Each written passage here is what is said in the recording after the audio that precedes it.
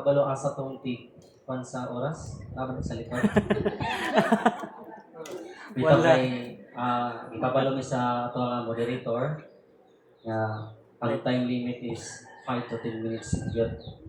Para makakumanta dahil no. Kung unsa ditong pinaka points sa mga mensahe mo na lang yun ang kuanon kanang i-share. So, nini kapunon ako mo'y modala ka sa ikatulong nga pagpamulong ni Jesus Christ. O makita nato diya sa John chapter 19 verses 26 to 27. So, woman, behold your son, and behold your mother. Woman, behold your son. Then he said to the disciple, behold your mother. So, NIV, Cebuano version, pagkakita ni Jesus sa iyang inahan o sa iyang mga pinanggang tinuan, nga nagtindog didto miingon siya sa iyang inahan, ania ang imong anak, o miingon pod siya sa iyang tinuan, ania ang imong inahan.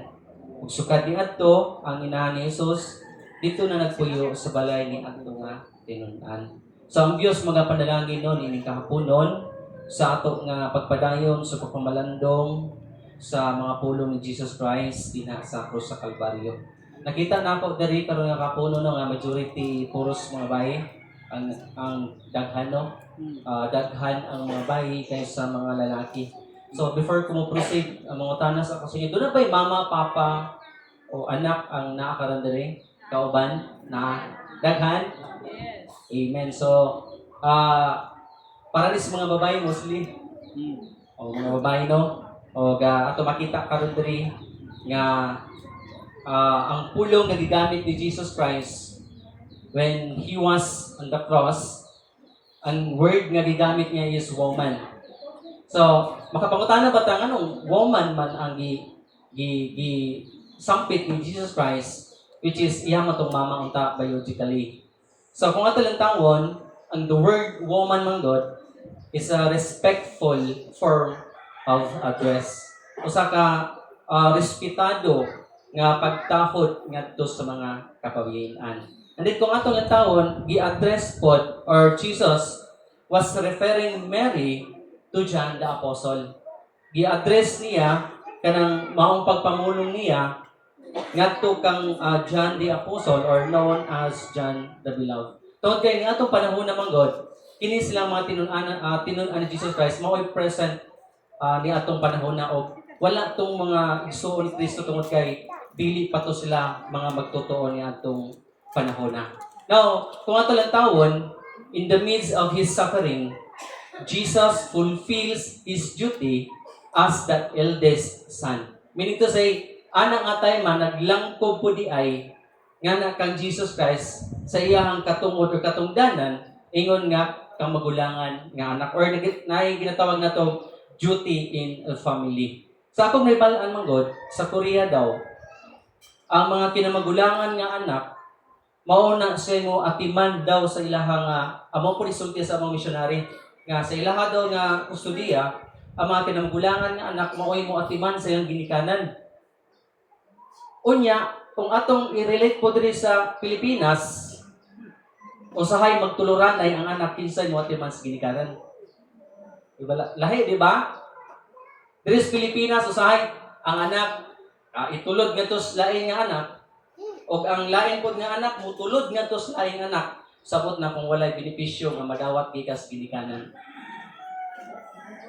Tinuod? Oo. So diri makita nato diri nga bisan sa iyahang mga pag-antos gituman niya ang iyang katungdanan ingon nga anak og wala niya kalimti kini.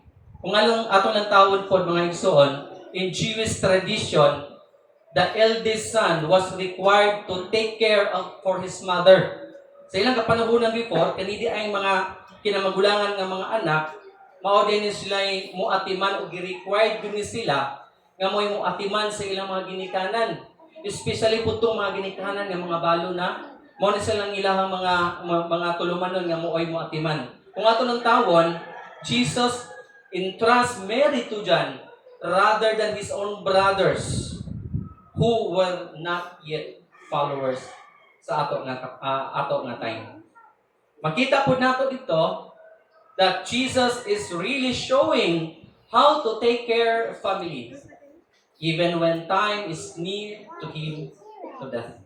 Bisan og murag hapit, murag kung ato na taon murag nabilin ba?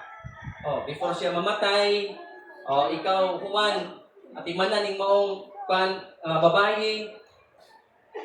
Bisan sa iyahang kamatayon, hapit na gyud siya mabugtoi, pero ipakita niya kung unsa gyud ay ka-importante ang usa ka pamilya. Di man nato ikalikay pero kung doon may family nga watak-watak. Mayingon gani ang uban, blood is thicker than water. Mayingon ang uban, di na kumutuwa na nga naman, mas maduulan pa nimo tong laing tao kaysa family. Tinuod dili?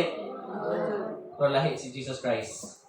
He emphasized and nagpakita siya kung sa importante ang word ng family. Now, ikaduha, so what is the role of a woman during the time of Jesus Christ? Sa panahon ni Jesus Christ, doon ay role ang mga kababayan. In Jewish society, the woman's role is limited. Sa ilang kapanahunan before, ang mga roles sa mga babae, limitado lang gid kaayo. They were often seen as secondary to men.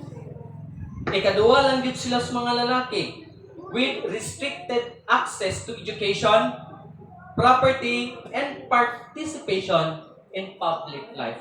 Ana ang ilang paglantaw sa mga kababayan in Jewish or katilingban sa mga Jewish. Limitado lang kayo ang access sa edukasyon sa mga kababayan, property nila, o mostly kanilang participation sa public life. Kung saan hindi ay ilang mga buluhaton before mo na igsuon. Noon ay ginatawag nato diri domestic duties. Kanang ang ilahang mga buluhaton naa lang yun nagaroutine diya sulod sa panimalay. Like for example, women mag-manage lang gid sila in household, raise children, and care for the families. Mura gid na ilaha every day. Mura gid na ilahang trabaho.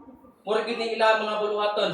And ikaduha ka nang gitawag na to limited public participation.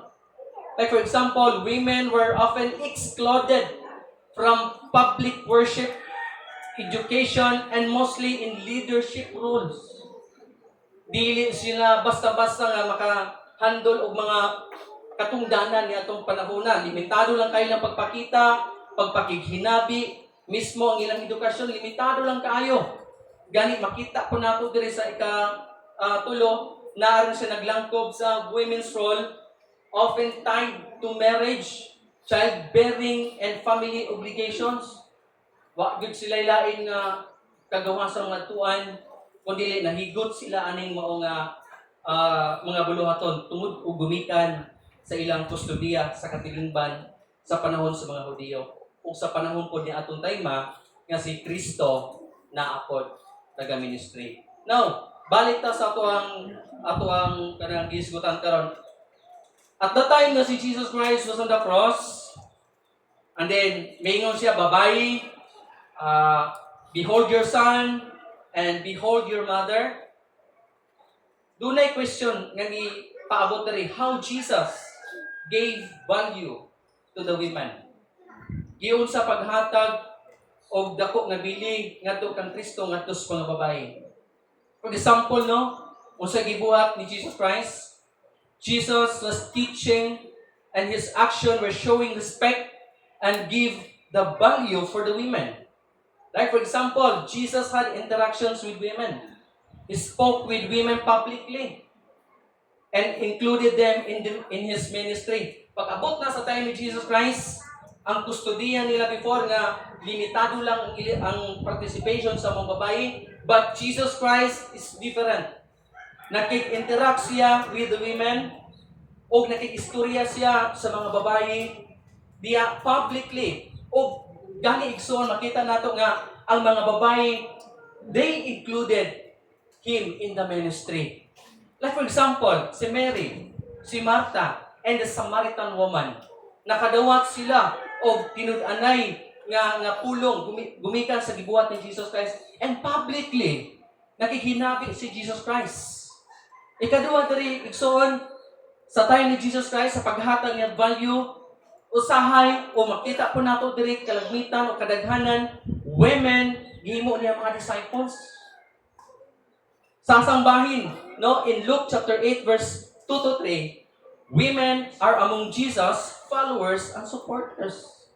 Nahimo silang sumulunod ngadto kang Jesus Christ, and even mga supporters ngadto kang Jesus Christ.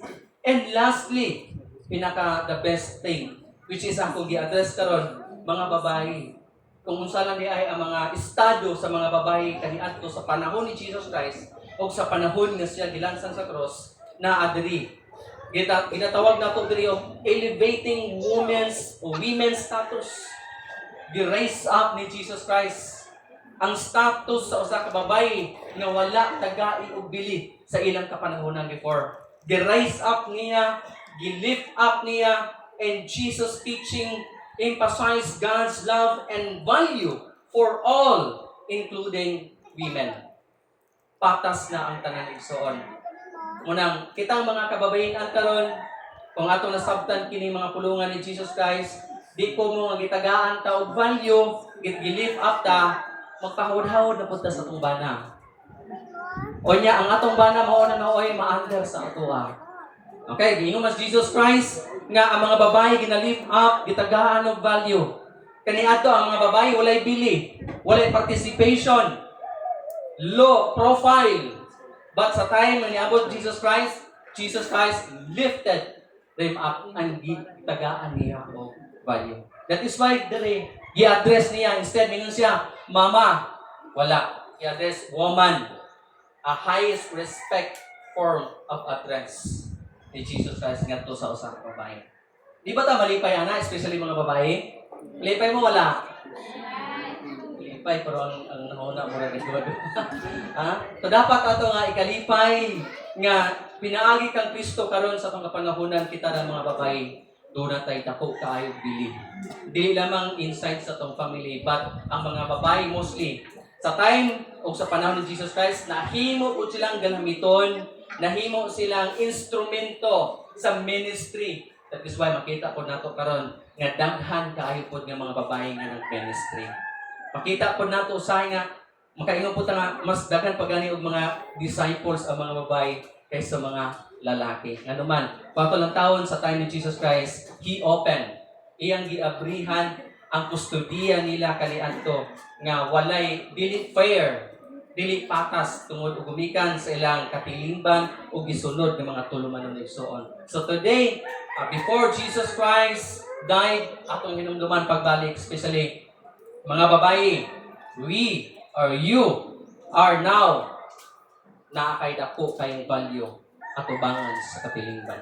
So Jesus Christ once again says that woman, behold your son, and behold your mother. Humani adto si John the Apostle, mauna ang nag-atiman sa maong babae o nagpadayon sa maong pulungaton. Busa, makita nato no nga lakip sa iyang pagpamulong, mao ang paghatag og bili sa usa ka komunidad nga pamilya o kung unsa ka minungdanon di ay ang pamilya.